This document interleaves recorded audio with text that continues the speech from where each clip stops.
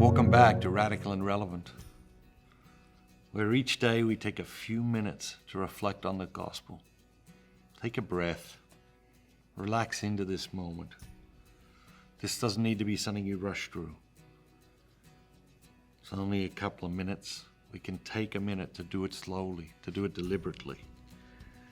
Today's reading is from the Gospel of Luke chapter 17, verses 7 through 10. Will any one of you who has a servant plowing or keeping sheep say to him when he has come in from the field, "Come at once and sit down at table"? Will he not rather say to him, "Prepare supper for me, and gird yourself and serve me, till I eat and drink, and after I have eaten and drinken, then you shall eat and drink"? Does he thank the servant because he did what he commanded? So you also, when you have done all that is commanded of you, say, "We are unworthy servants. We have only done what is our duty." What is it that jumps out at you today? For me, it's this concept of like a very clear hierarchy in the time of Jesus. And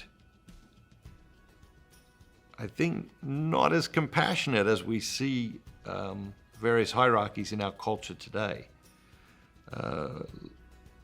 Little consideration may be given for those of lower rank or lower status.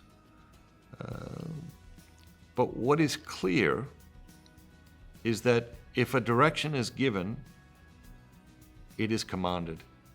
And if it is commanded, it is done. And that is just a given. That's just, you can count on that. You can take that to the bank. That's what's going to happen. Of course, I think we don't have that in our culture today. They do have it very clearly in, let's say, the armed forces. Why does it remain there? Because if people don't obey orders, people die, literally. People don't obey orders in the armed forces, it can cause catastrophe, unimaginable catastrophe. Question is what is the status between you and God? What is the status between me and God when a direction is given, when a command is made, when a call is extended? Like, do we unquestionably respond to God's call, His invitation, His direction, His commands? Or do we hesitate? Do we think, oh yeah, but I'm the exception to that? I think is a very slippery path we find ourselves on sometimes. So let's reflect today. What is the status of the relationship between you and God